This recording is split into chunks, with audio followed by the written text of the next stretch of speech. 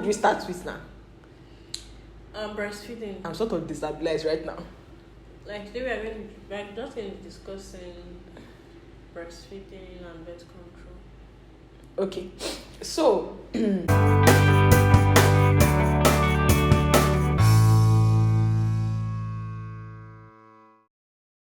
Assalamu alaikum wa rahmatullahi wa barakatuh. This is TribeXTalks, and today we are going to continue the series we started 2 weeks ago. We were talking about our experiences concerning pregnancy, labor, and childcare. And today we are going to be discussing breastfeeding. We are going to be discussing the whole postnatal period and then birth control. After your labor, how long did it take for your milk to come out, and what was your experience like with looking for breast milk and colostrum and everything? After I gave birth, it was like 3 days after that the colostrum came. Before that 3 days, I was in so much discomfort, and then the doctors will come, they'll squeeze my breast. She was using something to clean the nipple. She was always cleaning the nipple. Then she plastered the nipples, and then she'll come. Each time she comes, she'll remove the plaster. I've never heard of that plaster one before. She'll squeeze my nipples to see if the colostrum is coming out. Before you went into labor, were you cleaning your nipple? Yes, when I was pregnant, I was cleaning it. They said I should clean it with cotton bud and olive oil and just clean the whole surface. I feel like it is so that the ducts or something can open up or something. Actually, what I was told was that I should use cotton wool and methylated spirit. Wait, methylated spirit? Yes. Why? Because methylated spirit is like to disinfect or something. No, I think it also opens skin pores. It does. Okay. Each time I'm having my bath, I'll just make sure I wash the nipple. I concentrate on the nipple and. Did your skin peel off? Like, was it paining you or something? I had no idea, because probably if I had used the methylated spirit, it will pain you, because if a screen breaks. Me really, my own experience with looking for milk, because waiting for the milk to come down, they blended pawpaw leaf for me. Like, they blended it and juiced it out, and it was like really bitter. And we're supposed to take that, and I don't know whether that was what made my kills. The grannies. Yes, now was it even the grand? I think it was my neighbor. Okay. It was my neighbor that told me I should do that. So I feel like it was like the second day, like a lot of hours after, my breast just became like really huge, and milk just stained my clothes. Like, I think it was just coming like my friend. I was so happy, like I didn't. I was happy because I didn't want to grab my baby, because they were already feeding him nan, and I didn't want him to take any artificial thing. My mom was tired because after the third day, my mom was like, she was telling one of our friends that this milk is not coming out, and the baby is hungry. The baby is supposed to have was supposed to have started taking breast milk since day one. And then my mommy's friend was like, you should have told me. There is this natural remedy that we use for mothers that don't lactate early on. And we're like, what is it? She said tiger nut. That they were going to blend the tiger nut and sieve it, and I was going to drink it. When they brought it, the taste was awful. But tiger nut in itself is sweet now. Like, when you eat tiger nut. Yes, when we eat it, but this one, I don't know what happened. They blended it and poured it inside the 1 liter bottle. And I don't know, probably it had fermented or something. Yeah. When they brought it, it was so sour, and the taste was. Wait, you finished the 1 liter? Wait, how big is 1 liter? It's very big. And 1 you liter finished is very big. I didn't take it at once. They asked me to continue taking it, to take it at intervals, but they made sure that I took. They did not even have you put honey there or sweet. They did not put anything. Ugh.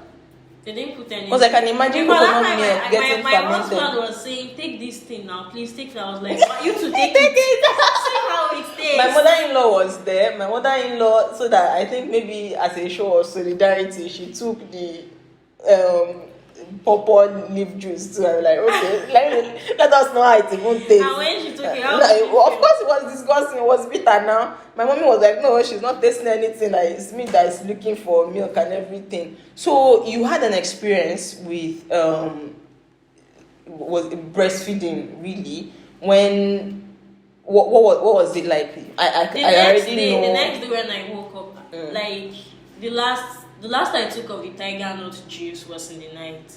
The next day when I woke up, my breasts were like triple the size. The breast milk was flowing. My clothes was wet. Everything, and I was like, ew, like. I think those remedies work. Heavy. It worked actually, because considering that in the hospital they had been trying to force the hospital, they are always just squeezing your breast. I don't know why that thing is annoying. And all, but that tiger nut, it didn't. And then I had a slight problem because my baby was not even breastfeeding. Each time I put him to the breast, he would just sleep off, and I'll have to tap his feet. My own breast, it will suck it so much. I had to start expressing the breast milk, and I was throwing it away because he was not taking it.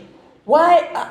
That gives me an idea which I've already thought about. Really, like instead of you expressing it and throwing it away, we should actually have. I don't think we do really. We should actually have like maybe a concept where we're able to donate breast milk. Like it should be a bank. You know, it will be frozen and everything. They can give it to premature babies that their mother cannot express milk, or mothers that their orphans, or mothers that their milk are not coming in on time. But there's also you mentioned something about how when two babies have taken the same woman's breast milk, they become foster. Yes, that person is the foster kid. Like if you donate your breast milk to a baby, that baby becomes your foster child. So you have to actually keep in touch with that person so that you won't lose contact, and in the future, in case they don't, they don't know each other and all, and maybe you don't even recognize the person again, but you don't know. But that's the challenge. At the point, when I was throwing away the breast milk, my mom came up with an idea, because at that time I told my baby was taking NAN. Can even be skincare self, like you can be using it to do facials, do you know that or using it to bath. Because I saw one breast milk has a lot of, and they were like, it's better than goat's milk. You know, goat's milk is very good for skin and all that. It's better than goat's milk. And I actually did it at the time. Because it's nice. I don't have time to be expressing. We were just freezing it. We were putting it inside freezer bags and freeze it. So when the baby wants to take it, my mom will just warm the milk and give it to the baby.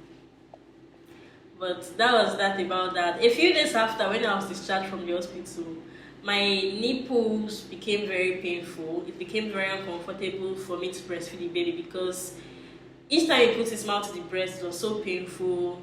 And you said that the skin is actually peeling. The skin around the nipple because when the friction all the time from the sucking, I guess like it's peeling a lot of things. But after a while, your nipple gets used to it, because they are very sensitive parts. They get used to it, and then it doesn't pain you anymore.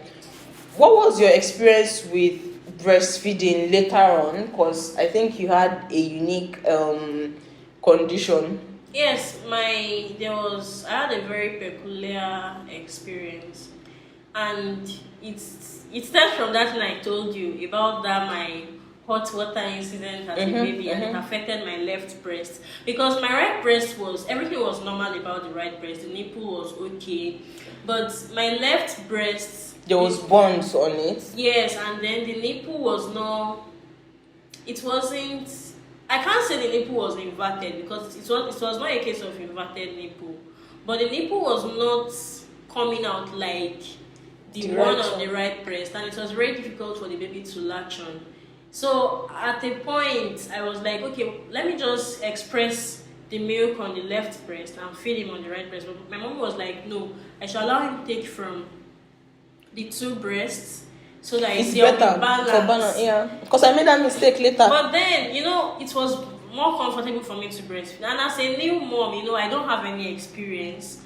Even when my mom was like, let him take from the two breasts, she didn't tell me why. She didn't tell me, okay, it can cause this or that. She just said so that there will be balance. So I just felt balance. It's more comfortable for me to breastfeed from the right breast, and it's even more comfortable for the baby.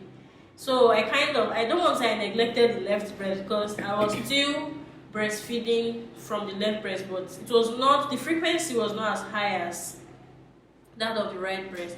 So after like 2 months, I noticed a very big lump on my breast. Were you scared that it was maybe cancer or something? I Yes, that was my first thought. But then I was like, I've read lots of times that Milk. breastfeeding reduces the chances of breast It cancer. does? Yes, that Oh. breastfeeding, especially extended breastfeeding, it reduces the chances Okay. of breast cancer. So that is one of the reasons So I was why like, I want and when I to told my breastfeed husband, for my husband long. was like, why are you even thinking like this? Not even, let's just call the doctor. So No, we I always called think the doctor. worst. I always think of the worst scenario possible. Sorry, continue. So when we called the doctor, I described the thing, and the doctor was like, that's an engorgement, that I should start doing warm water compresses. And then I was doing the warm water, and the lump was not going away. So at the point I became uncomfortable because that became very painful. We went to the hospital, and when I was examined, I was told that it was no longer an engorgement, that it was now mastitis. What's mastitis? Mastitis is like an infection of the breast. It's caused by blocked milk duct. When the milk duct is blocked, the milk cannot flow out, and it's staying in one particular place. And when it stays there for long, it becomes infected. It has bacterial infection. So that was what happened. It's basically, when you put milk outside for long and it becomes solid. Yes, so you basically had cheese in your breast. I don't know if that was it. But Yes, now, because when it gets infected, the milk will become solid. Kind of. You have water inside. Yeah. So I was placed on heavy antibiotics. They asked me to keep expressing the breast milk. They told me to stop breastfeeding my baby on the left breast, and that I should continue doing warm compresses, and I continued. At a point, it became very painful. It became so painful that I could not even observe Salah normally. I had to start observing Salah while sitting on a chair and facing the wall. Even my sujood, I could not bend, I could not do ruku, I could not do sujood. So my sujood, I'll just place my forehead on the wall whenever I want to do sujood. It was like that for a while, until the lump started getting very soft. And when it started getting soft, I was happy at first. I was like, oh, this is healing. But then it became very soft, and when I touched it, I was like, too soft. No, like, this is abnormal. I don't think it's normal. So we went back to the hospital. When we got to the hospital, they saw it, they admitted me. The next morning when I woke up, I just noticed a kind of a wetness on my clothes, and I was feeling uncomfortable. So when I noticed that there were blood stains and some watery things. My husband was like, I was wearing an abaya that had a zip in front. My husband was like, okay, zip down, let's see what it is. When we zipped down, the breast had broken open. Was it painful? Like, it's basically your skin that's broken open. Yes. I guess that's become so soft, like your skin has broken down. Yeah. And there was blood, there was pus. Was it painful? It wasn't painful. But your skin has opened. But it wasn't painful. Okay. But it was awful. Because I couldn't look at it. Like, it's actually disgusting to think of it. Yes, it is. It was. I don't know how doctors do it. Okay. When I go back to the doctor, there was this young, pretty female doctor that. Wait, were you carrying your breast when you were going? Like, it has broken open. Now when you breast was inside the bra now. So. Okay, so you have packed everything. Okay. No, it has broken open. What if it falls down and it comes out? Go on. When I got that young, pretty female doctor. Why do you call her pretty? Because she's when you see like. I remember she was pretty. She was pretty, okay. and when I got there, she was like, okay, let me examine it. When I opened it for her, she was like, oh. And her reaction made me so scared, because I was like, if a doctor can react like this, then I am in soup. And she was like, excuse me, I'll be right back. She came back with another doctor. This one was a young male doctor. And I was like, okay, where is it? Let me see. And I opened it, and he didn't react, like, he was trying to hide it. He was trying to hide it, but I could see that it was very uncomfortable. And I was like, okay, you know what we will do? Let's just call the consultant. And they asked me to go back to the the waiting room. And when I got there, I told my husband, I said I am in trouble. These two doctors, I don't even think they have seen something like this before. It's I don't know. Or maybe And they wasn't even expecting it. maybe they were not exactly. And then the female doctor was like, she has a very big ulcer of the breast, and I don't know. I don't. So later, when the consultant came, the consultant referred me to the surgical section. And when we got there, we were asked to buy all the materials for the surgery and all. They incised the breast and then brought out the pores, cleaned everything. She was using huge chunks of cotton wool, dipping it inside different solutions, putting it. Oh God, it was so painful. I don't even want to remember. Painful, as in, were you not giving anesthesia or something? No, I was not giving anything. What's with you? I'm going to hospitals that they don't give you painkillers. I don't know. I don't know. I don't know. So after the whole experience, like everything healed nicely and. No, after the whole experience, Please don't tell me anything broke again. No, after they cleaned the whole thing and packed everything out, then they stitched it. And I was asked to be going back to the hospital for dressing. So I was going for dressing periodically, and it was painful. And after some time, it healed up.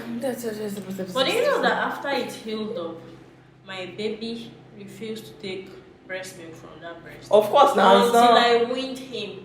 In fact, at a point, anytime I say, "Okay, come and take from this one," you just look at me and laugh like. No, now that's did they remove the breast, like the milk duct there or something? Or No, just they cleaned it. They cleaned it, and they told me. I asked if I could start breastfeeding again. They said after it heals. But then after it healed, it have dry up. It did not. After it healed. Oh, did milk still come out of it? It came out, but my baby was not taking it. So it just dried up. Because that was, you know, when you were talking, you mentioned about how like you're supposed to breastfeed on the two different breasts so that it will balance up. I did a mistake where, because it's just comfortable for me to feed my baby on the left breast, because I can hold him like this, I can eat, I can press fold, or even when we are lying down in bed, I can lie down and he'll take that breast. And that breast was a little bit bigger than the second one, so it's easier to like lie down on the bed while he's sleeping at night, because he will sleep beside me. So after a while, because he wasn't taking from my right breast often enough, there was no engorgement or anything, just the fact that the frequency there is low and the frequency of the left one is high. So this one produced more milk. It didn't even really like the right one again, because maybe the milk doesn't rush out like it used to rush out on the left one. So that's how the right breast just dried up, like that one weaned itself, and now I'm only taking breast from the left side. And I'm still breastfeeding now because I'm trying to. I kind of wish that what happened to my left breast.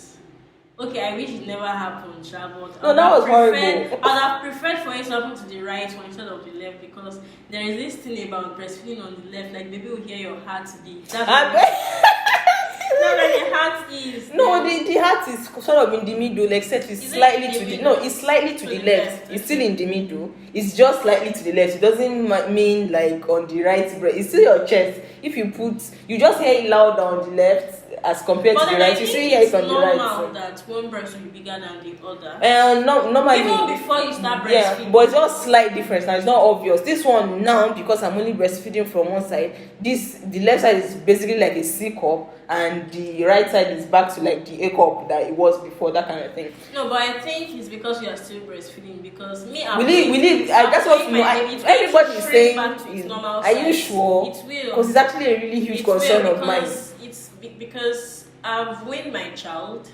and the bra size I was using before I had my baby is the one I'm using now. Because everything has gone back to. Because now the only bra that actually works very well for me is like a sports bra. Because if I use like a cup bra, if I use a cup bra, one will be spilling out, and another one is barely filling the cup. Exactly, like I said, because breastfeeding. because of the bonding. You know, there is this way your baby looks at you when Yeah, no, it's actually funny because they'll be staring at you like. no, they look at you with so much love, and you know, at a point I was like, what is this baby Especially saying? when you're not seeing when you're not seeing it. Like, oh my angel or something. Yes, now you're their Because savior. no, it's actually because Yeah, I feeding actually back. miss it. Then when you are breastfeeding, you know, you are holding each other, and then there is this thing like there are times where you have this skin to skin contact, and then it just everything is it's a very beautiful experience. So when do you think first now? had my baby, Okay. you know, I told you at first it was not breastfeeding very well, but at the time, my baby could breastfeed 3 hours at a stretch. And no, seriously, 3 hours will continue I talking. had a particular friend that was like, this baby is the boss baby, because how can it just? I'm serious. I read articles that said I could just schedule breastfeeding, but I didn't want to schedule. I just No, wanted I was to giving on breastfeed demand because we were both at home. Really, my baby will keep breastfeeding and breastfeeding. In the middle of the night, sometimes I'll be crying because 2 hours I'm still sitting down. No, that's the mistake you are doing. You will lie down with him, knee. They said I should not lie down. I beg. Well, it might be dangerous. The baby might choke or something. So I'll have to. No, at some point I will lie down. There was a chair. I will lie down. I will beside sleep. my Him bed too, he will sleep. I will continue with sucking. pillow and everything. So I'll just. Do you know that? In fact, sometimes I'll stand. I'll wake up. I'll see that my breast is outside and he has already removed his mouth. So you won't even know that. Yeah. There was a day my mom entered the room when I newly gave birth. The baby was in my arms, he was breastfeeding, and I was sleeping. And she was like, this is very dangerous. Me too. But you are tired, you're exhausted. Because that happens tired. to me a lot too. I would be dozing, I'll be sleeping, and there is did you use a pregnancy pillow? Yes. And it was there. A breastfeeding pillow. Yeah, sorry. Breastfeeding pillow. Breastfeeding pillow. Yes. Yeah, I doze off too a lot. I guess God is looking after us. I dozed off and she was like, no, this is very dangerous. Okay, what we'll do is that when you are feeling sleepy, bring the baby to me. I'll give him nan or whatever is available. Just go and sleep. But then one of my friends was like, this baby is the boss baby. He's the one controlling you. How can you be breastfeeding him for 2 hours, 3 hours at a stretch? By the time my baby was like went for our six-week immunization. You know, I told you at birth he was just 2.8 kg. When we went for our 6-week immunization, my baby had doubled his birth weight. He was 5.6. No, we were only gaining 500 grams every month. My baby didn't grow big like that. In fact, it was very, very big. But he's skinny now. He has lost all his baby weight. No, he's very tall now. Yeah. So. What do you think about birth control? Because I think I know some of your thoughts on it. Like I said before, birth control. Okay, let me start from the point I was making the other time, that the burden of birth control should not be on a woman, because let's forget the fact that a woman is actually going through a lot. Before she gets married, she's going through menstrual pain, menstrual cramps, hormonal imbalance every month. Then she gets pregnant, that's another period of turbulence, and then the postnatal period again is so much stress, and you know, you are battling different hormones and everything is affecting you. The fact that you have even decided to get pregnant, you have decided to become the vessel through which another human being comes into the world, is a very big sacrifice, because you are giving up something precious, something a very big part of your femininity. Your body is going to change. Yes. I guess you look ugly. Yes, your body is going to change. I guess not everybody looks ugly. Really. It's not everybody, but do you know, some people are not very lucky in the sense that they don't get their prenatal bodies back after having children. I have a feeling my body changed really. I went back, but it's back. But I feel like I used to be skinnier. Before? Yes, nah. No, I don't think so. I'm back to how I looked like before. Yeah. Okay, except my chest. My chest has changed to get. Me, I know I'm back. No, the funny thing is that all my old clothes, I can wear them back except the one that is fitted on the chest. And I think because I'm still breastfeeding, when I finish breastfeeding completely, everything will go back to normal. And hopefully, I feel like it's jeans. It's jeans, yes. My mom is not. She does not have body. She does not. So it's jeans actually. Because me, I used to eat a lot of rubbish. For some ladies, they don't get their prenatal body. That's like annoying, really. Because it's not really their fault. Yes, because it's not their fault. But probably we don't recognize the fact that not getting your prenatal body back is also normal. Because you have done something extraordinary. Because pregnancy, bringing a full human being into the world is not. Because it does change your body. Your body needs to change for you to be able to go through that. And then in so many cases, it doesn't come back because that's where you get stretch marks. No, I have stretch marks. No, I have stretch marks now that are not going. And the funny thing did is you have the stretch marks before? No, I didn't. No, wait. No, I didn't. So, but the thing with stretch marks is that when I was first pregnant, I was so worried about stretch marks. Stretch marks didn't even come until like last minute, and I was sad and everything. But you know now, I really don't care. In fact, I really don't care like, whether I have stretch marks. I've always seen stretch marks as beautiful. I don't know. It's not about beautiful or ugly. I just don't care. It's on my body. Okay, so before I got married, then maybe because it's not so obvious. Stretch mark on my thighs. Is it because you lost weight or you gained weight and lost it back or something? I don't know. But it was even before I got married. And then it's not it seems normal to be honest. It's just the kind that blends with your skin. But when I said, I was like, this thing is fine. Why should I bother myself? I was sad. So I was like, this thing is fine. Why should I bother myself trying to get rid of the stretch marks and all? But when I was pregnant, I told you that I wasn't using my body cream and I was using shea butter. And I think shea butter really helped. Yes. I did not add one stretch mark. I add later. I did not. Because I became big. I did not even add one. So it was just the number of stretch marks that was there. It was just the one that was already there. There was no addition. So there was, and then breastfeeding and all. Maybe because we don't have a problem with stretch marks because our own was not so bad. Because my own is not bad. It's just it rhymes my body. Some people's own is actually really horrible that it makes them uncomfortable in their own skin. And I just feel like we should just try because it's normal. It's normal. It's just something that's part of it. It's like having. Make it look I think. And hopefully you have a partner that understands. A partner that does not talk down. A partner does not need to even understand. Understand what this is. Some people might just be insensitive about it and maybe criticize the marks on the body. Because to me, it's beautiful because it's part of you. See, it's not about even like I said. It's not about beautiful or ugly. It's just what it is. It's there. There's nothing you can do about it. Exactly. Except maybe you're like really rich. And you feel like it's disturbing you so much, you can go and do laser surgery. Okay, except laser surgery. No, all those remedies and all. It doesn't work. Or some of them maybe they reduce it. I've not tried any. I don't care really. Shea butter helps a lot. Like when I was big, I was moisturizing. In fact, if I get pregnant again, I think I'll just use that shea butter. Just be marinating yourself in shea butter and everything. So then. Okay, you were talking about birth control. Then there is another thing my doctor told me. That causes stretch marks. And during one of my prenatal visits to the hospital, she was like, don't scratch it, Abby. No, not don't scratch it. You told me not to scratch it. That I shouldn't do this traditional hot water massage they do after. They could not even do it for me because I had surgery.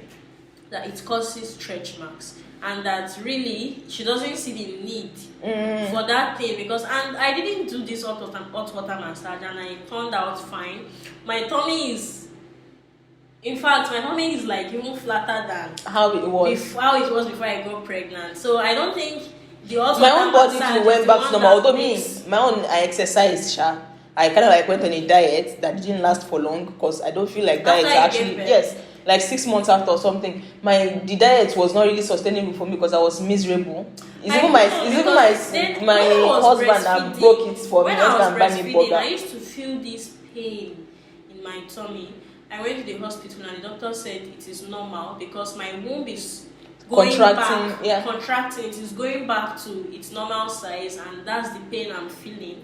and that I should even be happy because my tummy is going to be flat.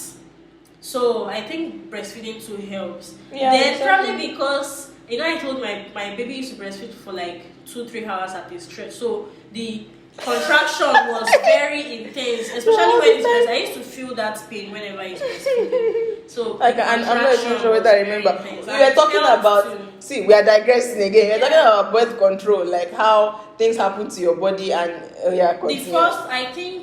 the first birth control I'm going to talk about is breastfeeding, because I think breastfeeding itself is a form of breastfeeding. That's only if you don't see your period, bro.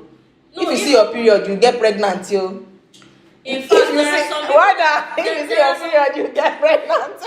There are some people that did not even see their period and they still got pregnant. Yeah, immediately, like, because ovulation has already started and they didn't know. For like 6 months after, they were not seeing their period and they felt, okay, I'm not seeing my period, I cannot get pregnant, I can have unprotected sex. They had unprotected sex and they got pregnant. Because even though they were not seeing their period. Yeah, sure, because ovulation has not started. Like, ovulation started and they didn't know, so like there's no time for the blood to come out if there was no fertilization. So while they were having the sex, and you know how sometimes when you are breastfeeding, like for the first few months you will not see your period. So before period came, she has ovulated, and that's when fertilization occurred and she got pregnant. Because if you see your period, if you start seeing your period, even though you are breastfeeding, you will get pregnant. It doesn't just because you are breastfeeding doesn't negate pregnancy or things like that. So you talked about how the burden of birth control should be on. Yes, I was actually okay. I think I've talked about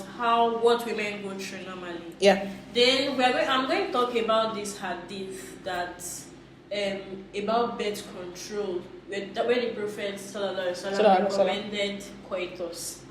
And coitus interruptus. Oh, okay. Hey, you did not say the interruptus. Withdrawal method.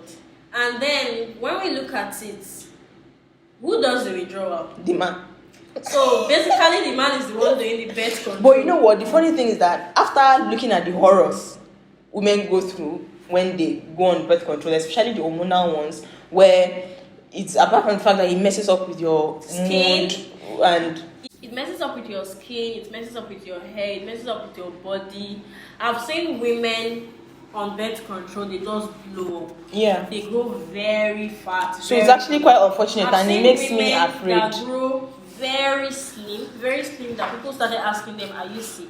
Ah, that's nice. I want that one. No, it's not nice, because you are not skinny. You are not skinny like this. So you are skinny, maybe HIV skinny. Oh, anorexia. It's not anorexia, because they don't have any eating disorder. It's just the birth control that is making them skinny. Oh, wow. I've seen women on birth control that menstruate non-stop for like 3-4 months. Yeah, I've heard of that. I've seen women on birth control who don't menstruate at all. Their menstruation just ceases. I've seen women that just bleed abnormally. Because you know sometimes for some people, when they are trying to even get pregnant again, it gets difficult to even get pregnant again, because it has messed up with their reproductive system. But my husband said something. Okay, go on. I heard the story of a woman that had brain tumor. From birth control. There was this one she used, this particular type, the one they put in the arm, and then they said. Oh, I watched it yesterday. Actually, I watched a video of the procedure, and it looks really painful, because it's like a rod, like a very tiny straw that they put inside, and then when they want to remove it too, they look for it and remove. Oh God! So although they said some people did not feel pain, and some they felt pain. Menstruation ceased, and they had something to do with her brain and something. She died. So what you know what? I don't think I'm actually going to ever go for hormonal birth control. I'm not going to do it. But I hate condoms. I don't use condoms. Okay, I've never used it actually. It's not nice. Just the sight of it. There was a day. Okay, when we're newly married, my husband brought this condom, and I just felt like, what is this? I don't straight away. Like, you're not going to put that into my body. No, it's safe and everything. I mean, it's but I think birth control, especially, so many Muslims now, we have different. But the only options that men have is vasectomy.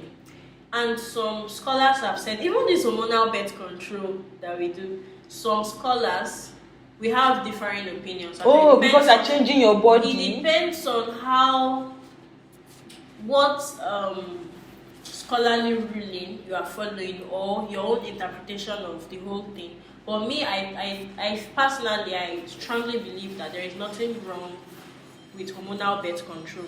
But then some scholars have said it is haram to do hormonal birth control because I don't know. You're changing your body.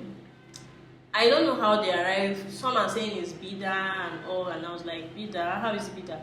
But then, whether it is bida or not, me, I'm not doing, because no, seriously, I'm not doing. It's annoying before. What So, time is going, you? The vasectomy too. Most Muslim men, and they will say, scholars have said, even if scholars did not say, they don't actually want to go and do the vasectomy. No, my husband actually said something that made sense. It's kind of some like he says that vasectomy is kind of it seems absolute. Fine, you can reverse it, but what if you're not able to reverse it? It feels absolute, like just for the rest of his life he's going to be shooting blanks. No. It's not for the rest of your life. It's for the period when you don't want to have a baby. It's not for the rest of your life. Will it heal itself back? Will it reverse on its own? It's just like your own hormonal birth control. No, it's different. It's not hormone. They are snipping the vas deferens. They are snipping the tube that connects the spermatozoa to that deposits it and stuff like that. It feels like when they say you should remove your womb too. No, it's not the same thing, because when you remove your womb, that one is permanent. Vasectomy too. Vasectomy is not permanent, because reversing is very expensive. When you don't want the vasectomy again, you cannot reverse it. But it's very expensive. Really? I think so. And the vasectomy is cheap.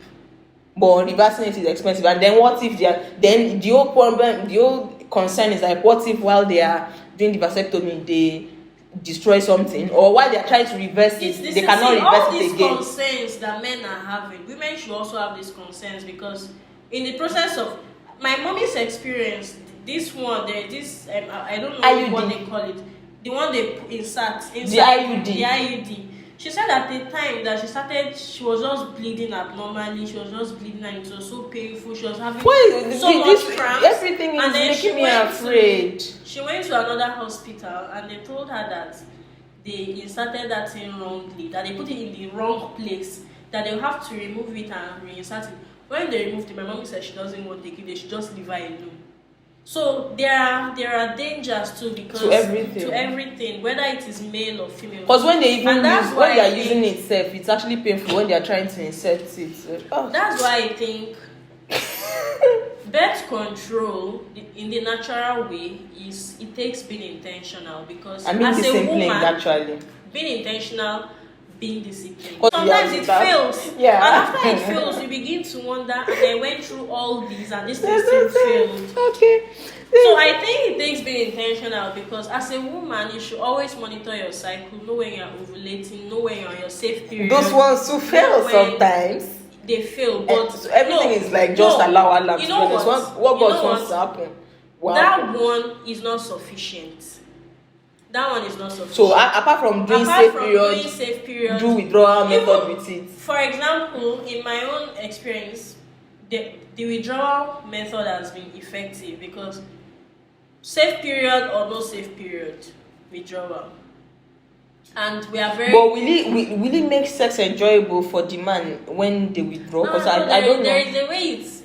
I don't know. Probably when we are talking. Because even when you're doing withdrawal self, because there might be mistake and just. When we are talking about sex, that's the next I think we will discuss it, because there is a way your husband will still enjoy it, even if he's withdrawing.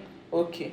All right. Time have gone. So basically, I think men should stop saying I cannot withdraw because I'm enjoying it. No, because you're not the one going to that will carry the burden at the end of the day. So you should be kind, you should have mercy on your spouse and everything. Okay, this is the end. How do we even use to conclude again? So we have come to the end of today's episode. Okay, conclude. Yeah, lead us out. Lead us out. I know you're the moderator now. No, there's no moderating panel today. It's one-on-one, so you can lead us out. Okay, so Alhamdulillah, we have come to the end of today's episode. Inshallah, probably some other time we are going to be discussing parenting, child rearing, according to the Sunnah. We are taking a break right Yes, now. we are taking a break because we want to discuss another very interesting topic. So, thank you very much for listening to this episode. And join us on social media using #TribeXTalks. Assalamu alaikum wa rahmatullah.